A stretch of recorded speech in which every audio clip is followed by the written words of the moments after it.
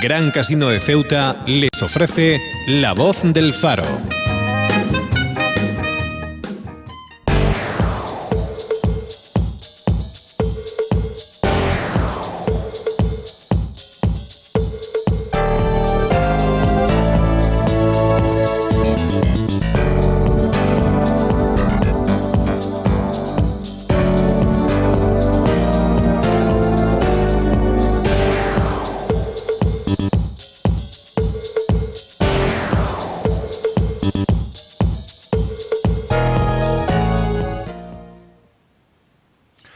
Buenas tardes y bienvenidos a un nuevo programa de La Voz del Faro. Hoy tenemos con nosotros a José María Campos, yo creo que no hace falta presentación. Y el motivo es que mañana presenta en la biblioteca pública, presenta su última obra que se llama Protectorado de España en Marruecos, Héroes y Villanos. José María, ¿cuál es el origen de este libro? ¿Por qué escribes este libro sobre el protectorado y se llama Héroes y Villanos? Pues sobre todo porque el anterior libro que escribí, que era Abdelkrim y el protectorado, trataba de hacer una historia general de lo que ocurrió en esa época y de las campañas que hubo que afrontar en Marruecos. Y luego me encontré en ese libro, al hacer ese libro me encontré personas que no se entendía bien algunas de las cosas que le habían ocurrido, otros que habían muerto misteriosamente, otros que la familia, después de publicar Abdelkrim, me llamaban contándome pasajes de eso. Es decir, había una serie de historias secretas, por decirlo de alguna manera. Y entonces este libro trata de desvelar algunos de esos misterios que sobrevivieron al libro anterior, ¿no? ¿Qué aporta el libro de Protectorado de España en Marruecos, Héroes y Villanos? ¿Qué aporta en relación a otras obras que se han escrito sobre el tema del protectorado y la guerra de África en esos años? Sí. Bueno, yo lo que veo es que en las obras que se están publicando sobre la guerra de África, las campañas de Marruecos y todo eso, es que tratan de hacer una descripción muy prolija de todos los acontecimientos que hubo allí y son páginas y páginas de exponiendo los sucesos que tuvieron lugar, ¿no? En este caso lo que yo he tratado es de hacer capítulos muy cortos y sobre todo yendo a la problemática de la persona concreta, es decir, qué le ocurrió a aquel hombre cuando se retiró, qué pasó cuando le hirieron, a qué le afectó, es decir, cosas que pueden parecer de menor importancia, pero que desvelan una serie de secretos que se quedan pendientes en cualquier obra que se publica sobre esto, sí. Comenta, hay una parte, cuando yo estaba revisando un poco el libro para preparar esta entrevista, hay dos cuestiones, y te voy a preguntar por orden, que sí me llamaron la atención. Una, que hablas de que todo lo que ocurre en la guerra de África de esos años tiene luego mucho que ver, o que desemboca posteriormente en la parte española, en el golpe de Estado del año 36 y en la guerra civil. ¿Por qué? Sí, pues hombre, eso es la teoría del dominó, es decir, que lo que se produce es el desastre de Anual en el año 1921. El desastre de Anual, inmediatamente se empiezan a pedir responsabilidades por aquella retirada que hubo en Anual, que costó más de 10.000 muertos, y entonces se abre un expediente, que fue el expediente Picasso, que ese expediente, descubre una serie de irregularidades en Marruecos. Cuando se va a hacer público ese expediente, se produce la dictadura de Primo de Rivera y eso se acalla.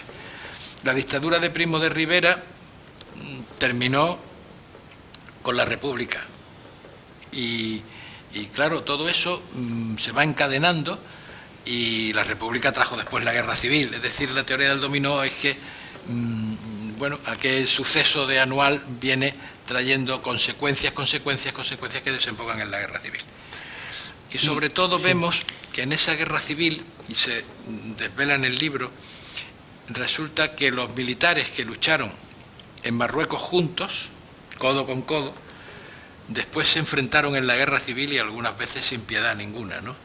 De manera que yo creo que todo aquello trajo como consecuencia la guerra civil, aunque no fue una cosa que encadenada automáticamente, sino que fueron una serie de circunstancias que cuando las unes te das cuenta que el desastre de Anual tuvo mucho que ver posteriormente con la Guerra Civil ¿Y Española. qué militares? Porque todos conocemos muchas veces la parte, decir, bueno, de africanista, como pudieron ser a lo mejor, pues Franco, pudo ser Sanjurjo, pudo ser una serie de militares, Mola, pueden ser una serie de militares que luchan en África, pero ¿qué otros militares lucharon con ellos codo con codo, que quizás fueron amigos de batalla, que fueron amigos de noche en un campamento y que luego, sin embargo, se enfrentan y se traicionan a la hora de que estuvieron con el lado republicano y no estuvieron con el lado, vamos a decir, la forma nacional? Sí, de eso hay muchísimos casos, ¿no? Pero quizá uno de los que se cuentan en el libro, que es de los más llamativos, es del general Núñez de Prado. Núñez de Prado fue un general insigne, lo que se llamaba entonces un africanista, y que luchó, por ejemplo, en la retirada de Chauen, luchó junto al general Cabanellas, que luego estuvo de parte de Franco en la Guerra Civil, ¿no?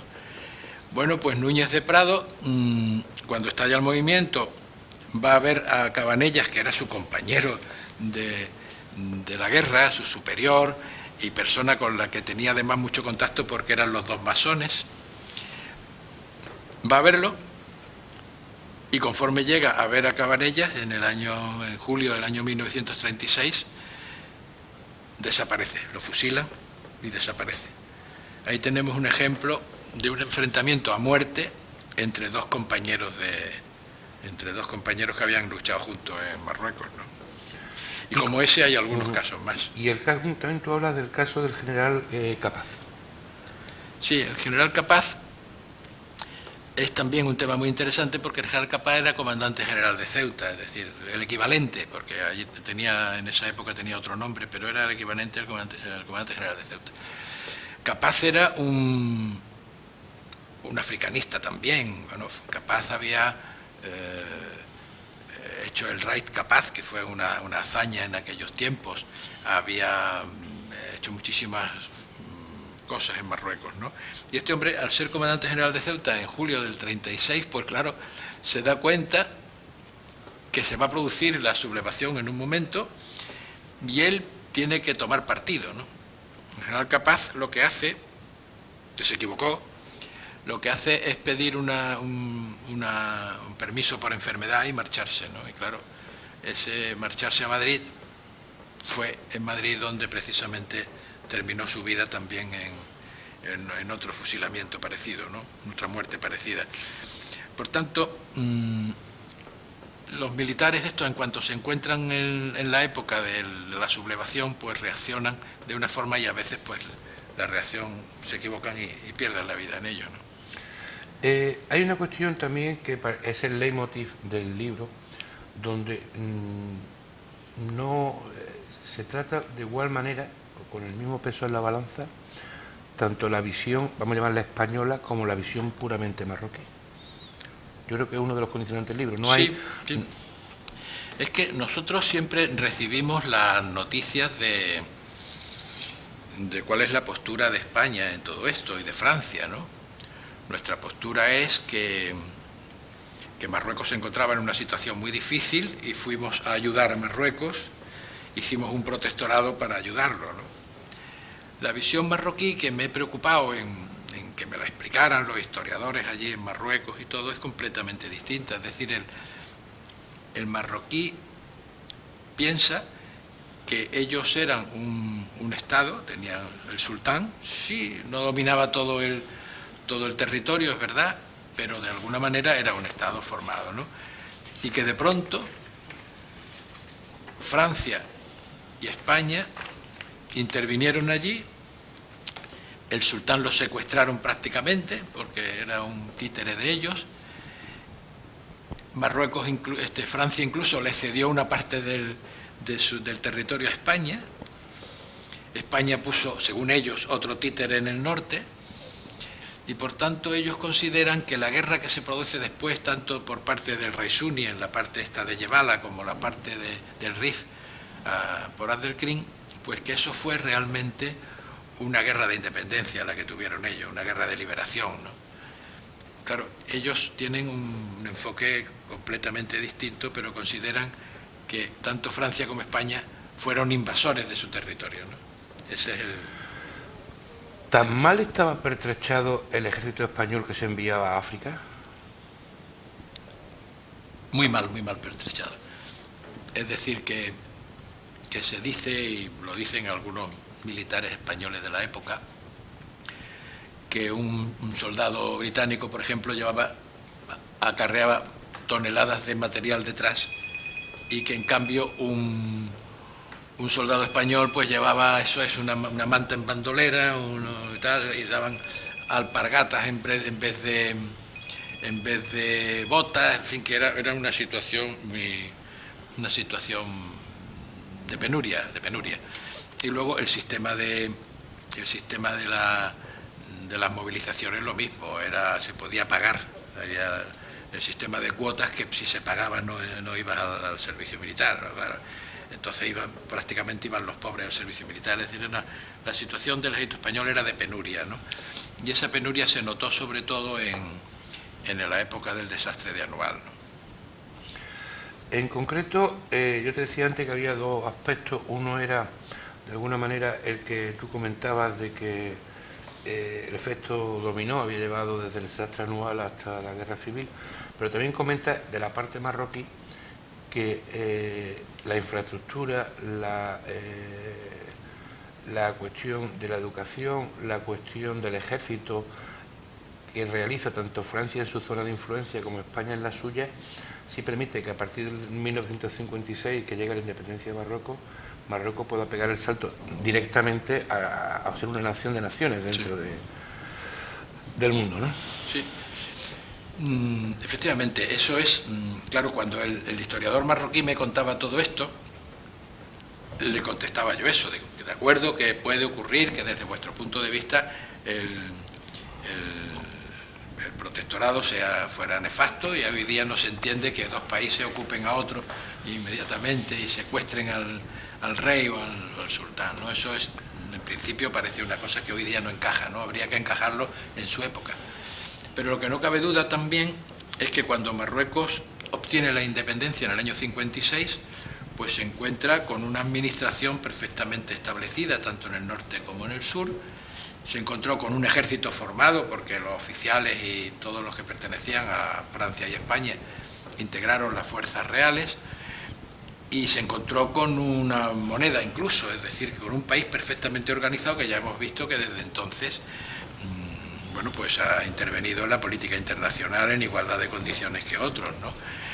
Y incluso desde el año 56, el año 57 ya el ejército real intervino en una guerra contra Argelia, la guerra de las Arenas.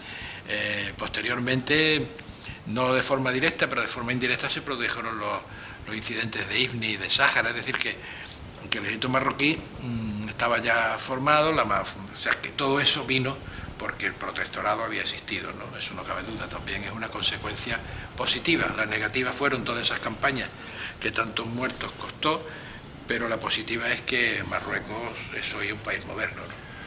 Y la llegada en 1925, me parece, del mariscal Petén a Ceuta, ¿no? Que llega a pisar Ceuta. Sí. ¿Qué trajo? ¿Qué significó aquello? Sí, el mariscal Petén en Marruecos realmente, bueno, pues se ridiculizaba a los militares españoles que habían protagonizado el desastre de Anual. Entonces el residente general, el equivalente al alto comisario, era Lyautey, en Francia, en parte de Marruecos, y se reían un poco de todo aquello, de lo que le había pasado a España, no sé cuánto. Eso fue en el año 21. En el año 25, pues varias jarcas marroquíes atacaron la zona francesa, superaron los fuertes que había puesto Lyautey en el río Guarga, que es el río de la frontera, y estuvieron cerca de conquistar Fez, como Abdelkrim estuvo a punto de conquistar Melilla. Es decir, que vivieron un poco y tomaron de esa medicina, ¿no? De manera que eso era equiparable, hombre, no al desastre de Anual, porque allí lucharon contra los rifeños, pero no cabe duda que fue también un desastre para ellos. Y entonces Francia lo que hizo fue mandar a Petén. Petén era el mariscal vencedor de Verdún, de la Guerra Mundial, que acababa de terminar, la primera, y lo mandaron allí para que resolviera aquella situación. Y Petén lo primero que hizo, es lo evidente, llegar a un acuerdo con España. Y para eso pues visitó Ceuta, que hay algunas fotografías de la visita con Franco, estableció un acuerdo con España, ayudó a España en el desembarco de Alhucemas, y ello condujo al término de la guerra, ¿no? O sea que Petén fue decisivo para terminar con la guerra del Rif, sí. Bien, también de alguna manera se cuenta en el libro que Franco en el año 20, cuando está en Ceuta, tenía alrededor una serie de personajes que no eran precisamente de los más granados de la sociedad, ¿no? ¿Franco? En el año 20 me refiero. Sí, sí. Hay una serie de personas que no sé si se alistan a la Legión, que venían de la zona de los rusos blancos, que venían Bueno, sí, sí.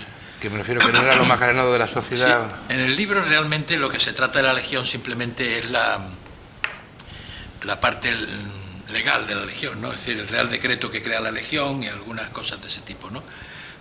Pero bueno, del otro libro ya lo hemos, en el anterior, estudiamos ya pues que naturalmente cuando se crea la Legión pues no se exige nada más que se presente la persona de un nombre y se aliste, ¿no?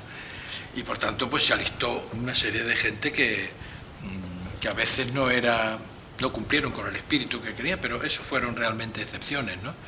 Ocurrió lo mismo con los regulares cuando se crean, que al principio había una desconfianza hacia los regulares porque vinieron gente incluso del sur para alistarse aquí, que no eran, y hubo algunos casos de deserciones y de llevarse el armamento y todo eso. Pero en general todo eso fueron excepciones y tanto regulares como la Legión en poco tiempo estaban operativas y funcionando perfectamente, sí. Bien, este libro ha salido a la venta hace 2 meses aproximadamente, Sí. José María. De momento, ¿qué aceptación ha tenido? Pues en este caso, porque el de Abdelkrim, la editora desapareció, era Algazara, y por tanto el libro se está vendiendo mucho en Marruecos, precisamente, el de Abdelkrim, y este igual. Y entonces este libro ya lo ha publicado Editorial Almed, que es una editorial muy potente en los temas de África, de Marruecos, del Islam, y tiene una buena distribución, de manera que se está vendiendo muy bien y se está distribuyendo en toda España. De manera que hoy va a cualquier librería de España y se encuentra el libro, y la verdad es que está saliendo muy bien, porque el libro no solamente tiene el texto, que ya digo que es interesante por cuanto desvela una serie de secretos, sino las ilustraciones de Bertucci, que es una aportación importante. Eso te iba a preguntar, ¿por qué Bertucci? Elige Bertucci para el... Bueno, Bertucci no cabe duda que supo captar la luz y el ambiente de Marruecos, y luego al colaborar Bertucci en la revista de tropas coloniales, pues tocó el aspecto militar, y ello me ha ayudado mucho a ilustrar cada uno de los capítulos de este libro, ¿no? De manera que Bertucci tiene importancia también en la publicación del libro, como lo tiene un mapa que se incluye al final del Estado Mayor, de cómo era el protectorado entonces, ¿no? Porque muchas veces se está hablando de ciudades que ahora tienen otro nombre o que se pronuncian de otra forma, y ese mapa ayuda al lector interesado a poder situar cada uno de los sitios donde estamos, ¿no? Pero vamos, la ayuda de las imágenes de Bertucci, que se han incluido con la autorización de la familia, naturalmente, pues yo creo que ayudan mucho a comprender el espíritu del libro, ¿sí? Bien, mañana lo presentas aquí en Ceuta, y yo quería preguntar, ¿y en este libro qué papel juega Ceuta? Pues Ceuta es muy importante en este libro, porque cada uno de los capítulos tiene una relación con Ceuta. Si hablamos de las revistas de tropas coloniales, se hizo en Ceuta. Si hablamos de Mariano Bertucci, estuvo en Ceuta. Todos los personajes que salen en este libro, el general Capaz, como hemos dicho, era comandante general de Ceuta. De manera que todos ellos, de una u otra forma, han estado en Ceuta, ¿no? De manera que Ceuta es también un protagonista de este libro, ¿no? José María, después de la presentación de este libro en nuestra ciudad, ¿va a seguir presentándolo en alguna otra zona? Sí, normalmente hacemos la presentación en Andalucía. Se suele hacer una en Sevilla o en Jerez y otra en Granada o Jaén, o en Granada seguro. Y luego en Madrid se hace. Estamos en contacto con la librería Marcial Pons, sobre todo, que es una librería importante de Madrid, y haremos o bien en la propia librería o bien en alguna zona aparte se hará una presentación del libro. Y la verdad es que inmediatamente aparecen, ya digo, como decía al principio, personas que están relacionadas con el protectorado. Es decir, que hoy hay una anécdota ahí curiosísima, que hay una de las ilustraciones que trae el libro, que es un cuadro de Bertucci que se llama La Carga. Pues ese está en el Museo del Ejército, ese cuadro, ¿no? Y yo fui exclusivamente a Toledo para hacer una fotografía de ese cuadro. Y la verdad es que no me dejaban fotografiarlo porque está prohibido hacer las fotografías allí.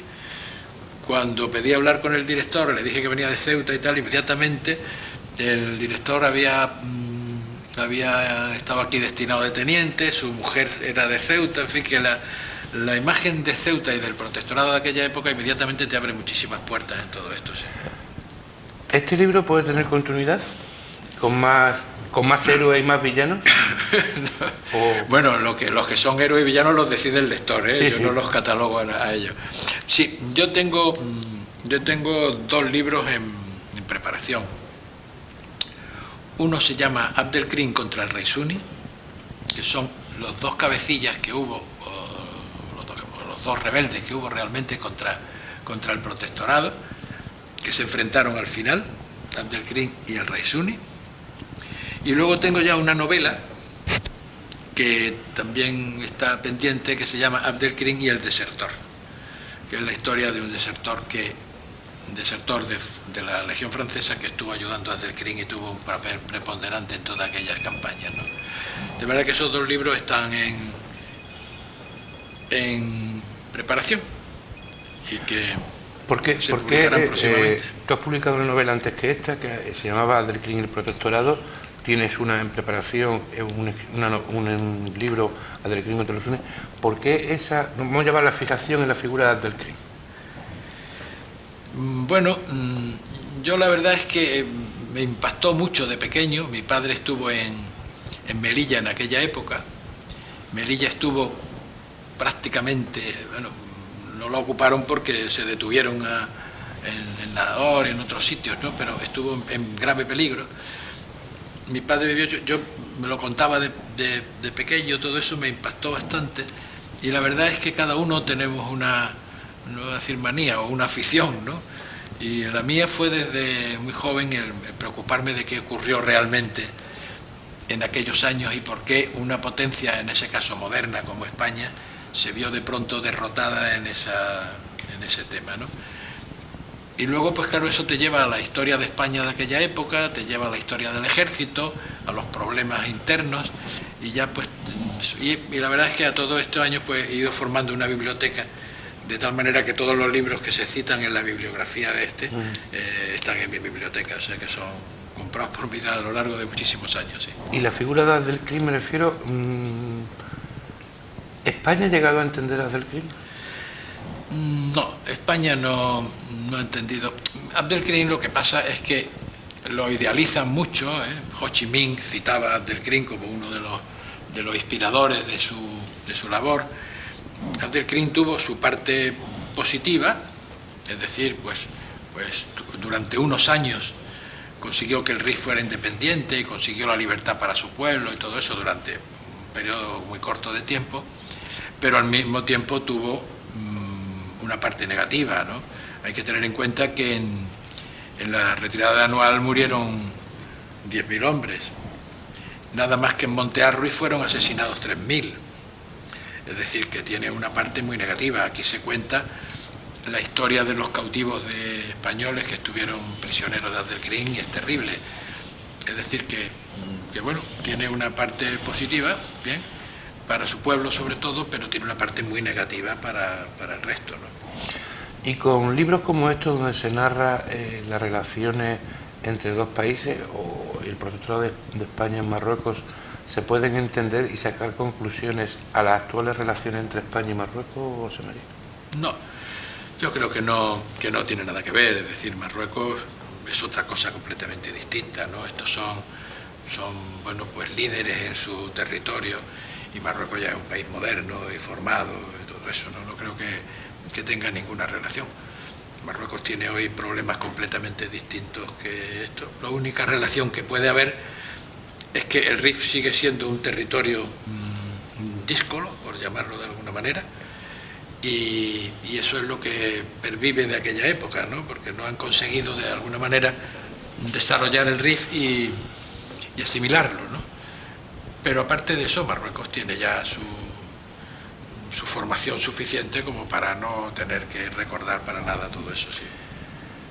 Hablando hoy de un libro que habla sobre Marruecos, sobre el protectorado, yo quisiera que aprovechar esta entrevista con José María para que tú me hablaras también un poco qué ha significado Clemente Cerdeira también en todo lo que ha ido escribiendo, porque también ha sido una persona que ha escrito mucho sobre el tema del protectorado y la relación entre España y Marruecos. Clemente Cerdeira para mí ha sido básico, porque muchas de las cosas que se dicen aquí, y sobre todo en el otro, en Abdelkrim y el protectorado, las consultaba con él porque tenía mucho conocimiento de todo lo que había ocurrido allí, ¿no? Hay que tener en cuenta que su padre fue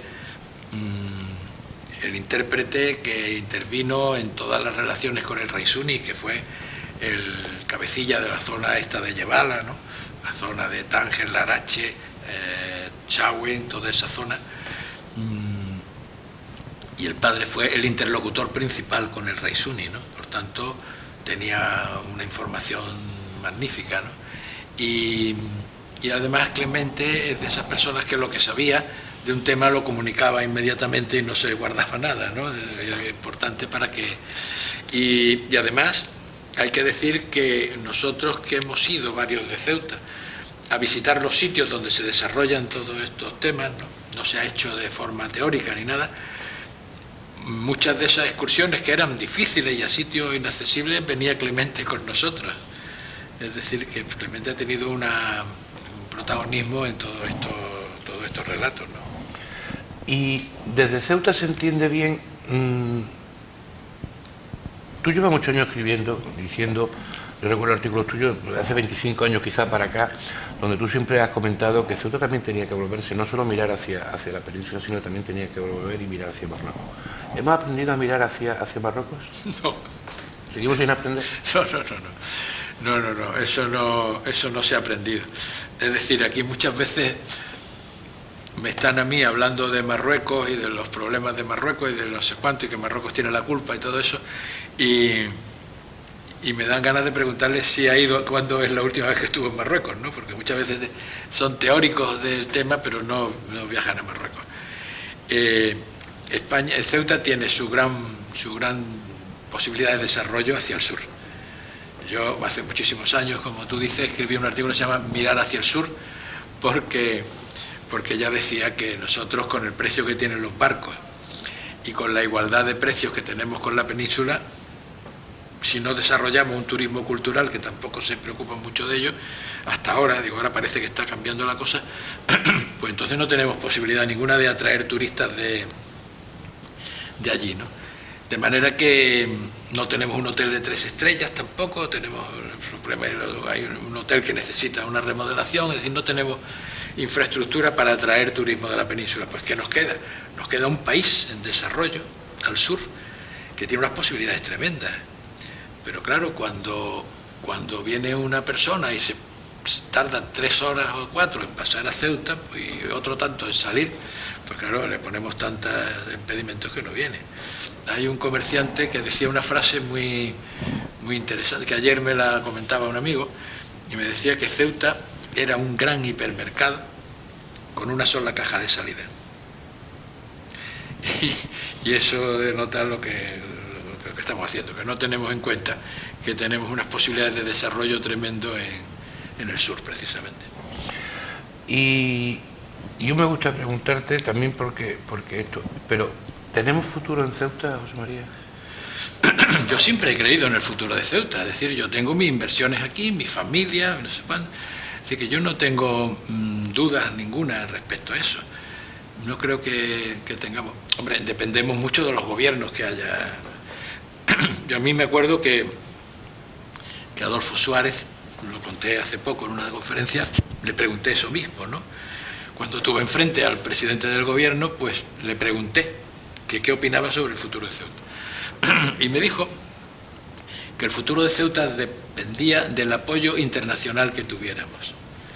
Que si teníamos apoyo internacional, si Francia, Gran Bretaña, Estados Unidos y la Unión Europea, que entonces era incipiente, nos ayudaban, nosotros no tendríamos ningún problema en Ceuta, pero que si no teníamos ese apoyo internacional, la situación de Ceuta iba a ser difícil. Bueno, pues volviendo al libro, José María, agradecerte que hayas aceptado esta invitación del Grupo Faro, porque esta también es tu casa, no nos olvidemos, sí, sí. Mucha relación con este medio, y que bueno, que este libro de Héroe y Villano tenga el éxito que se merece, José María. Muchas gracias, muchas gracias. Y nosotros nos despedimos hasta este próximo jueves en una nueva entrevista de La Voz del Faro. Muchas gracias. Gran Casino de Ceuta les ha ofrecido La Voz del Faro.